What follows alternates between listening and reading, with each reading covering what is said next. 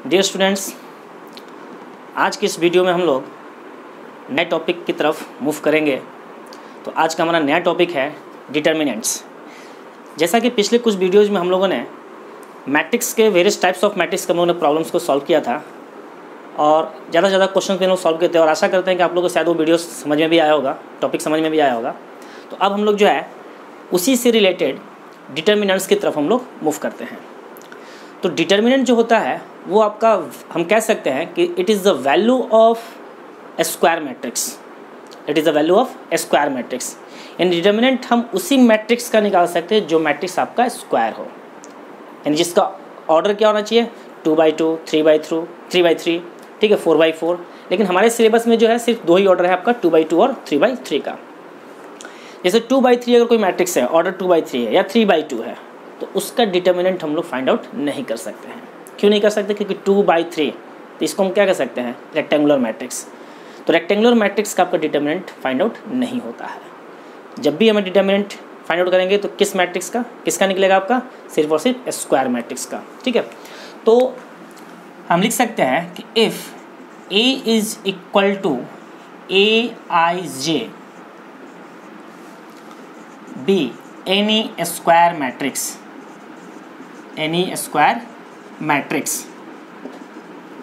then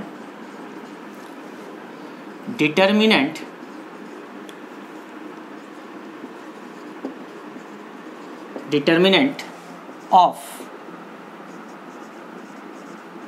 a square matrix A is denoted by det, det A, इसको det A भी लिख सकते हैं, और इसको हम रिप्रेजेंट कर सकते हैं किससे, दिस, यानी कि मॉडुलस कह सकते हैं, मॉडुलस का साइन है लेकिन इसको मॉडुलस हम नहीं कहते हैं, इसको क्या कहते हैं हम लोग, this is the determinant of A। अब एग्जांपल देखते हैं। फर्स्ट, डिटर्मिनेंट ऑफ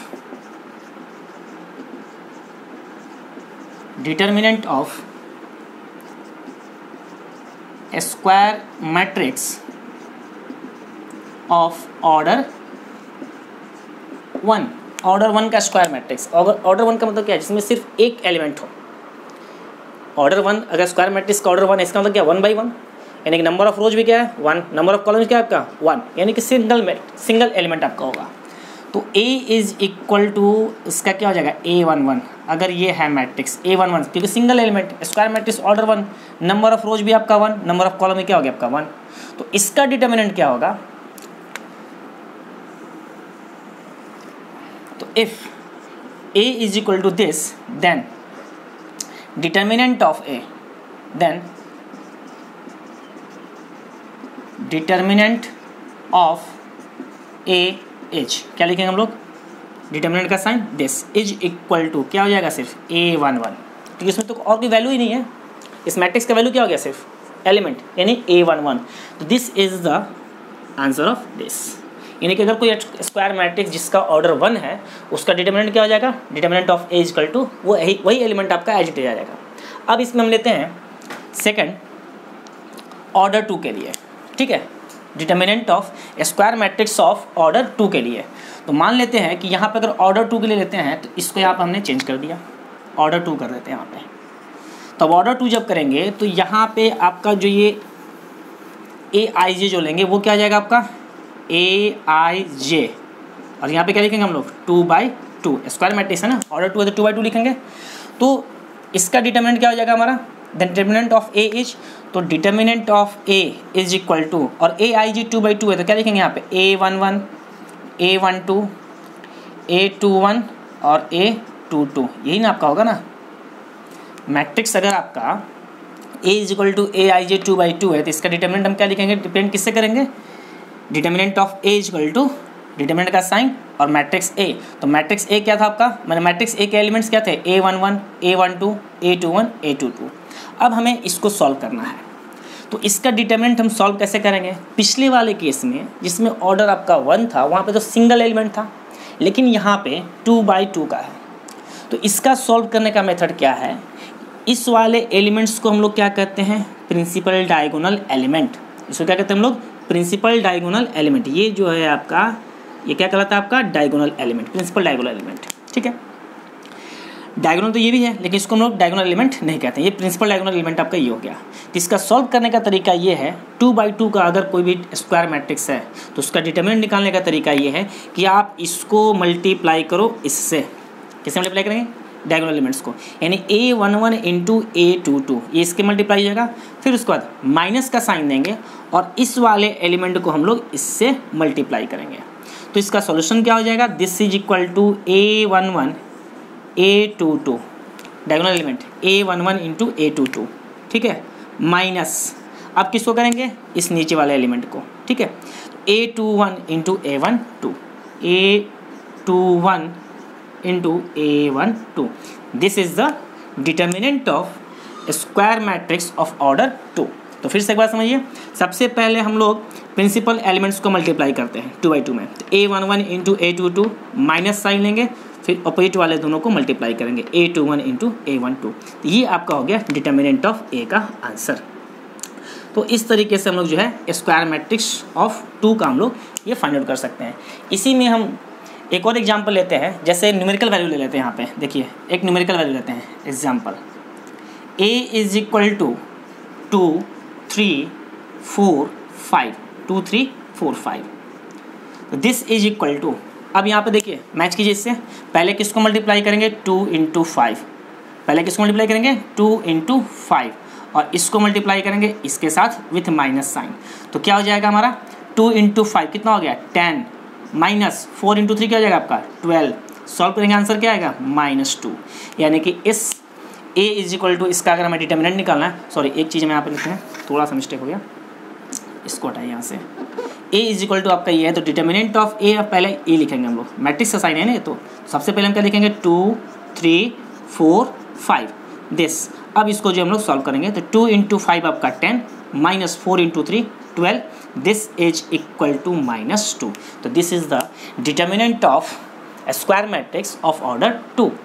तो इस तरीके से जो हम लोग मूव कर सकते हैं। अब हम लोग बढ़ेंगे नेक्स्ट किसके लिए? Determinant of square matrix of order 3 के लिए हम लोग मूव करेंगे। तो अब हम लोग जो है थर्ड देखते हैं पॉइंट, डिटर्मिनेंट ऑफ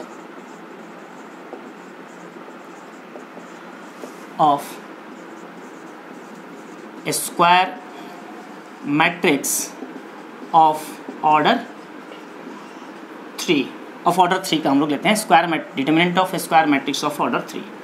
तो यहाँ पे हम लेते हैं let a is equal to A11 A12 A13, A21 A22 A23, A31 A32 A33, this is the matrix.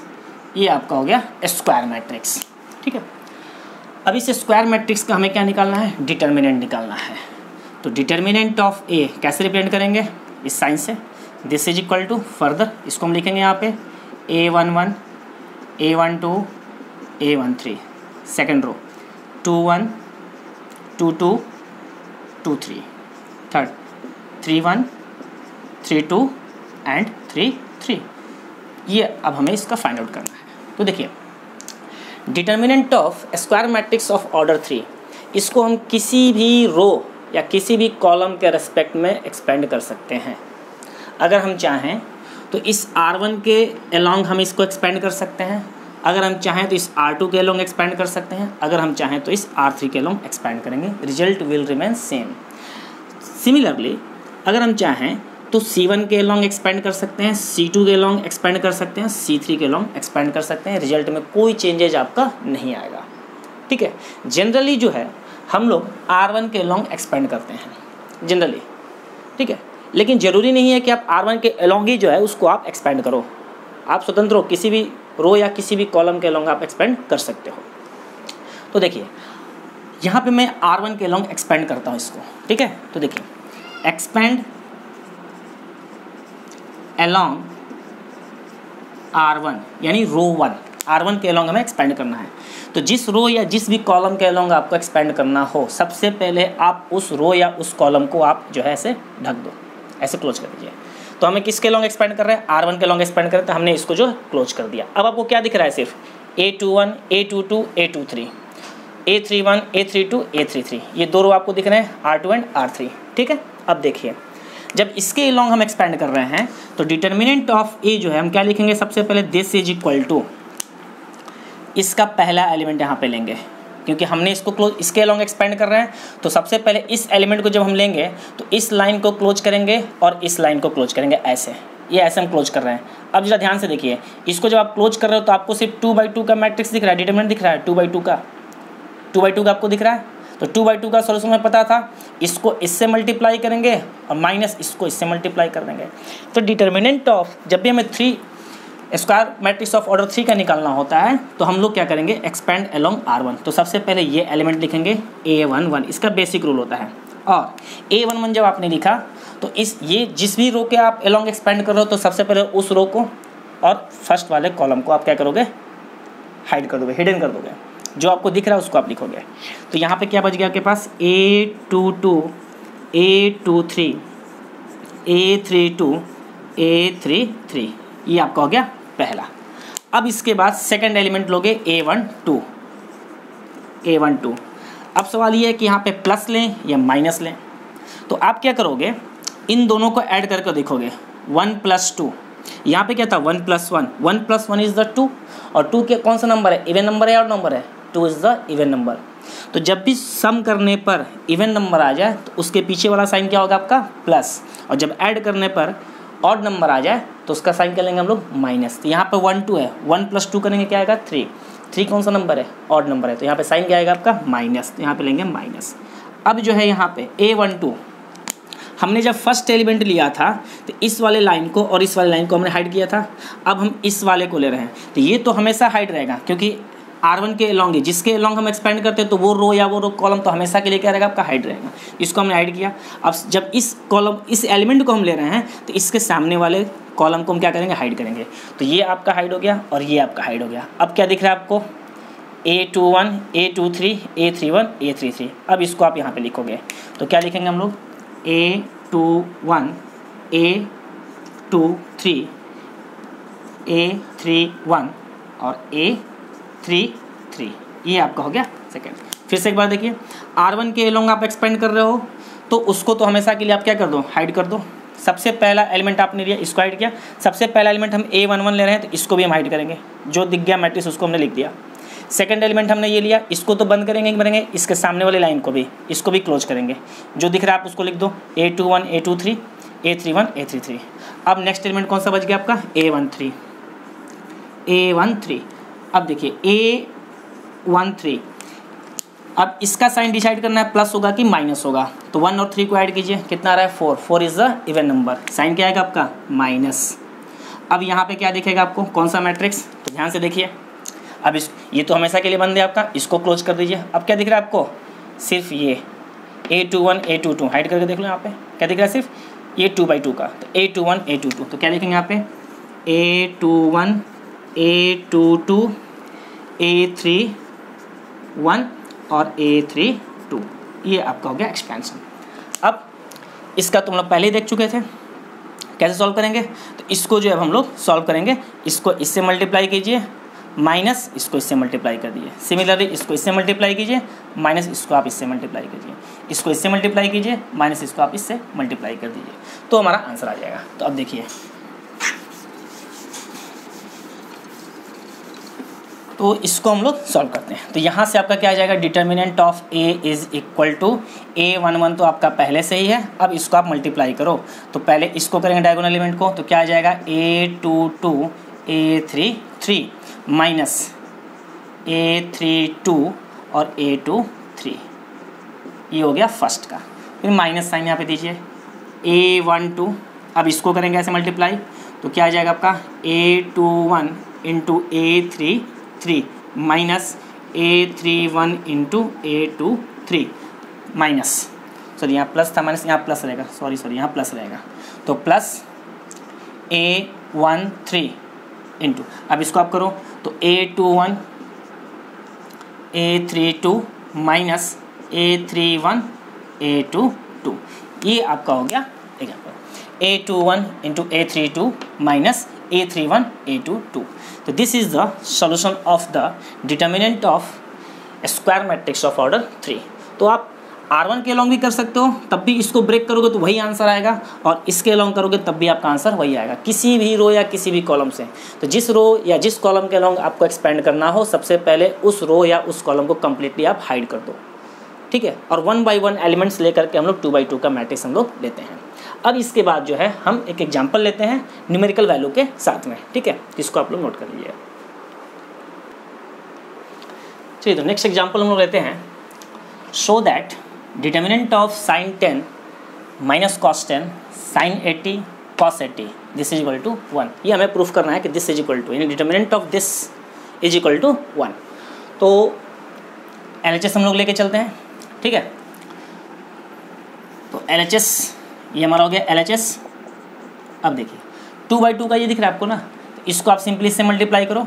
तो this is equal to sin 10 degree into cos 80 degree minus हमारा क्या होता है दिस इंटू दिस, इन दोनों का product लेते हैं, फिर माइनस करते हैं और इन दोनों का. तो यहाँ पे ऑलरेडी एक माइनस पहले से है, तो यहाँ पे हम लिख रहे हैं माइनस और minus of sin 80 into cos 10. This is equal to sin 10 degree into cos 80 minus minus क्या जाएगा आपका plus, and sin 80 into cos 10 degree. कुछ फार्मूला समझ में आ रहा है, कैसा दिख रहा है? sin A into cos B plus cos A into sin B दिख रहा है. sin 10 into cos 80 plus sin 80 into cos 10, यानी किसका फार्मूला हो गया आपका sin A प्लस B का. तो sin A plus B, this is equal to sin A plus B, यानी 10 plus 80. This is equal to sin 90, और sin 90 का वैल्यू सभी लोग को पता होगा, क्या होता है 1. प्रूफ हो गया, जो मैं लाना था वो हमारा इजीली सॉल्व हो गया, ठीक है. तो इस तरह से जो हम लोग क्वेश्चंस को सॉल्व करेंगे. तो देखिए ट्रिग्नोमेट्री क्या है, हर जगह आपको मिलेगा, चाहे वो कैलकुलस हो, चाहे डिटर्मिनेंट हो, चाहे वो मैट्रिक्स हो, सभी जगहों पे आपको ट्रिग्नोमेट्रिक फंक्शंस आपको जरूर मिलेंगे, ठीक है. तो नेक्स्ट क्वेश्चन लोग देखते हैं. देखिए, तो नेक्स्ट क्वेश्चन हमारा है, ये आपका दिया हुआ डिटर्मिनेंट, इसको हमें इवेल्युएट करना है. इसको हमें क्या करना है, इवेल्युएट करना है, यानी कि इसका डिटर्मिनेंट वैल्यू हमें फाइंड आउट करना है. तो देखिए एलिमेंट्स क्या है, पहले ही देखिए a प्लस आयोटा b. आई का मतलब क्या होता है iota, this is the complex variable, और आई का वैल्यू क्या होता है √-1. तो a plus I B is the complex number, c plus I D is the complex number, minus c plus I D is also the complex number, and a minus I B is the complex number. तो यहाँ पे जो elements हैं आपके, वो सारे के सारे क्या हैं आपके कॉम्प्लेक्स नंबर हैं. तो कॉम्प्लेक्स हो चाहे कोई भी, उससे कोई फर्क नहीं पड़ा, हमारा रूल जो है सॉल्व करने का वही रहेगा, ठीक है. तो 2 by 2 का है, तो इसको इवेल्युएट करना है, तो दिस इज इक्वल टू, इसको इससे मल्टीप्लाई करेंगे डायगोनली. तो देखिए a प्लस आई बी और इंटू क्या हो जाएगा आपका a माइनस आई बी. फिर क्या आता है आपका साइन माइनस का, दिस इंटू दिस, तो minus c plus I D into c plus I D, ठीक है. अब इसको हम लोग सॉल्व करेंगे. तो ध्यान से देखिए a plus I B into A minus I B. Complex में आपका एक रूल था x plus iota Y into X minus iota Y is equal to X square plus Y square. तो यहाँ पे भी क्या हो जाएगा a plus I B into A minus I B है, तो ये तो होता है एक्चुअल में ऐसे, देखिए a स्क्वायर और minus I square B square लिखेंगे, a plus B into A minus B का फार्मूला, माइनस यहाँ पे देखिए इसको भी थोड़ी देर के आप मान लो a प्लस बी और a minus B, a plus B into A minus B, तो क्या हो जाएगा A square minus B square. तो यहाँ पे क्या लिखेंगे, ब्रैकेट ले रहे हैं, minus of C square plus I square D square. अब आई स्क्वायर का वैल्यू क्या होता है -1, आई स्क्वायर का वैल्यू क्या होता है -1. तो यहाँ पे ए स्क्वायर आई स्क्वायर का वैल्यू -1, और यहाँ पे पहले से एक माइनस साइन है, तो माइनस माइनस क्या हो जाएगा आपका प्लस, ये हो जाएगा आपका प्लस बी स्क्वायर. ये माइनस और माइनस क्या हो गया प्लस सी स्क्वायर. ये माइनस और ये आई स्क्वायर का वैल्यू -1, इस आई स्क्वायर का वैल्यू -1 इंटू माइनस क्या हो जाएगा प्लस, यानी कि यहाँ पे क्या आ गया आपका प्लस डी स्क्वायर. बस यही आपका आंसर हो गया. This is the determinant of this value. Okay, तो नेक्स्ट टॉपिक की तरफ हम लोग मूव करते हैं, singular matrix. Singular matrix singular matrix. देखिए सिंगुलर मैट्रिक्स क्या होता है? A square matrix whose determinant is 0, then the matrix is said to be singular matrix। ठीक है, एक ऐसा मैट्रिक्स स्क्वायर मैट्रिक्स जिसका डिटर्मिनेंट 0 हो जाए तो उस मैट्रिक्स को हम क्या कहेंगे? Singular matrix. ठीक है, इसको डिफाइन करते हैं। If A is equal to Aij be a square matrix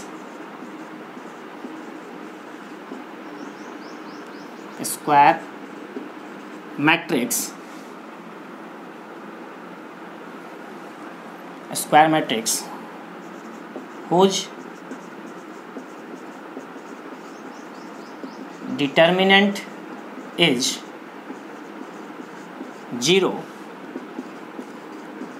then A equal to Aij is said to be singular matrix. यानी ऐसा स्क्वायर मैट्रिक्स जिसका डिटर्मिनेंट अगर आपका 0 हो जाता है तो उस मैट्रिक्स को हम क्या कहेंगे? सिंगुलर मैट्रिक्स कहेंगे। ठीक है, और जिसका डिटर्मिनेंट अगर आपका non zero, other than 0, positive हो सकता है, नेगेटिव हो सकता है, उसको हम क्या कहेंगे? Non singular matrix. ठीक है, अब देखिए इस बेसिस पे जो क्वेश्चन आपका जनरली आता है, कंडीशन आपका दिया रहेगा, कोई एक वेरिएबल ऐसा क्वेश्चन आपका दिया रहेगा, उस मैट्रिक्स में एक एलिमेंट आपका वेरिएबल होगा जिसका वैल्यू फाइंड आउट करने के लिए आपसे पूछा जाएगा, और कंडीशन दिया रहेगा the given matrix is singular matrix. ठीक है, तो उस तरह का एक एग्जाम्पल लेते हैं, छोटा सा एग्जाम्पल लेते हैं 2x2 मैट्रिक्स का। तो example, find the value of x, find the value of x, find the value of x for which a is equal to 1 2 3 x is singular matrix। Find the value of x for which a equal to this is singular matrix. तो condition आपका दिया हुआ है कि a जो है वो आपका क्या है? सिंगुलर मैट्रिक्स है, यानी कि x के किस वैल्यू के लिए ये मैट्रिक्स आपका क्या है? सिंगुलर मैट्रिक्स है, वो हमें फाइंड आउट करना है। तो देखिए, तो क्वेश्चन में दिया हुआ कि a क्या आपका? सिंगुलर मैट्रिक्स है, तो जब सिंगुलर मैट्रिक्स है तो इसका डिटरमिनेंट क्या होगा आपका? 0। तो देखिए क्या कि since a is singular matrix therefore determinant of a, क्या लिखेंगे? Determinant of a equal to 0। Determinant of क्या होगा आपका? 0 होगा। तो डिटर्मिनेंट ऑफ a कैसे निकालेंगे? तो 1 2 3 x this is equal to 0। Solve करने का तरीका, इसको मल्टीप्लाई कीजिए माइनस इसको मल्टीप्लाई कीजिए, तो 1 इंटू एक्स क्या हो गया? x minus 3 into 2 6 is equal to 0। This implies x is equal to क्या आ गया आपका? 6। यानी जब x का वैल्यू यहाँ पे 6 होगा तो ये मैट्रिक्स क्या कहलाएगा आपका? सिंगुलर मैट्रिक्स कहलाएगा। तो ऐसा मैट्रिक्स जिसका डिटर्मिनेंट आपका अगर 0 आ जाए तो वैसे मैट्रिक्स को हम क्या कहते हैं? सिंगुलर मैट्रिक्स कहते हैं। तो क्वेश्चन में आपका दिया हुआ था find the value of x for which this matrix is singular matrix. तो इसका हमने ये दिया हुआ है कंडीशन, तो since a is singular matrix therefore determinant of this is equal to 0, और इसका डिटर्मिनेंट हम सॉल्व करेंगे, वहाँ से आपका x का वैल्यू आपका आ जाएगा। तो इस टाइप के क्वेश्चंस आपके सिंगुलर मैट्रिक्स पे आपके आते हैं। अब इसमें एक और चीज़ है, किसी किसी बुक में आपका जो है 4x4 का मैट्रिक्स दिया हुआ रहता है। जैसे मैंने स्टार्टिंग में ही कहा था कि मैट्रिक्स 4x4 का मैट्रिक्स आपका दिया रहता है, तो डिटर्मिनेंट जो हमारे सिलेबस में है वो किसका है? सिर्फ 2x2 और 3x3 का। लेकिन फिर भी अगर मान लेते हैं कि 4x4 का अगर कोई मैट्रिक्स अगर दिया हुआ है, सपोज एक एग्जाम्पल हम लेते हैं, यहाँ पे थोड़ा सा लिखते हैं, जैसे मान लीजिए कि 1 2 3 4 5 6 7 8 2 3 1 0 0 1 2 3, ये आपका कोई 4x4 का मैट्रिक्स आपको दिख रहा है, यहाँ पे दिख रहा है। अब इसका डिटरमिनेंट अगर निकालना हो तो क्या करोगे? रूल तो वही रहेगा, रूल आपका वही रहेगा, किसी भी एक रो या किसी भी एक कॉलम के अलोंग आप क्या करो? एक्सपेंड करो। तो मान लेते हैं कि अगर आप इस रो के अलोंग एक्सपेंड करना चाहते हो, तो मैंने क्या कहा था? जिस रो या जिस कॉलम के अलोंग एक्सपेंड करना हो, आप सबसे पहले उसको क्या करोगे, आप हाइड करोगे, ठीक। और पहले एलिमेंट वाले को भी आप हाइड करोगे, यानी कि इसको आप हाइड करोगे। अब जरा ध्यान से देखो, इसको जब आप हाइड कर रहे हो तो यहाँ पे जो आपको दिख रहा है 3/3 का दिख रहा है मैट्रिक्स, हाइड करने पे 3/3 का मैट्रिक्स दिख रहा है, तो 1 इंटू दिस मैट्रिक्स ये आपका आएगा, 1 इंटू ये मैट्रिक्स आपका आएगा। अब इस 3/3 को कैसे सॉल्व करेंगे, तो प्रीवियस वाले केस जैसा फर्दर। नेक्स्ट फिर 2 को जब लेंगे इस वाले एलिमेंट को, तो ये तो आपका हाइड रहेगा, फिर 2 वाला लाइन के सामने कौन सा है, ये वाला, इसको आप हाइड कीजिए। फिर से देखिए आपके सामने, ध्यान से देखोगे तो सामने आपको 3/3 का मैट्रिक्स दिख रहा है, 5 7 8 2 1 0 0 1 सॉरी 0 2 3, इसको आप हाइड करने पे 3/3 का मैट्रिक्स। इसका डिटरमिनेंट आप प्रीवियस की तरह निकाल सकते हो। फिर उसी तरीके से जब 3 को एक्सपेंड करोगे तो ये आप इसको हाइड करोगे। अब देखिए आपके सामने क्या दिख रहा है, 5 6 8 2 3 0 0 1 3, 3/3 का मैट्रिक्स। उसी तरीके से जब 4 के करोगे इसको आप हाइड करोगे, ऐसे क्या दिख रहा है आपको, 5 6 7 2 3 1 0 1 2, यानी कि 3/3 का मैट्रिक्स आपको दिख रहा है। तो 4/4 का भी हम लोग कर सकते हैं उसी मेथड से, लेकिन हमारे सिलेबस में है नहीं, इसलिए ज़्यादा हम लोग को ये नहीं करना है। फिर भी आप चाहो तो एक क्वेश्चन को है आप उस पर सॉल्व कर सकते हो, तो इसी क्वेश्चन को आप लेकर सॉल्व करके देख सकते हो क्या आंसर आपका आ रहा है, ठीक है। तो इस तरह से जो है हम लोग डिटर्मिनेंट्स को सॉल्व करते हैं। तो एक चीज़ ध्यान रखिएगा, डिटर्मिनेंट हमेशा किसका निकलता है, आपका स्क्वायर मैट्रिक्स का, ठीक है ना, हमेशा किसका निकलेगा, आपका स्क्वायर मैट्रिक्स का। तो आज का सेशन हम लोग यहीं पे एंड करते हैं, कुछ नए क्वेश्चंस के साथ हम लोग नेक्स्ट वीडियो में फिर से हम लोग मिलेंगे। तब तक के लिए थैंक यू। और जो लोग पहली बार इस वीडियो को देख रहे हैं वो चैनल को सब्सक्राइब जरूर करें, लाइक भी करें और कमेंट भी दें। Thank you.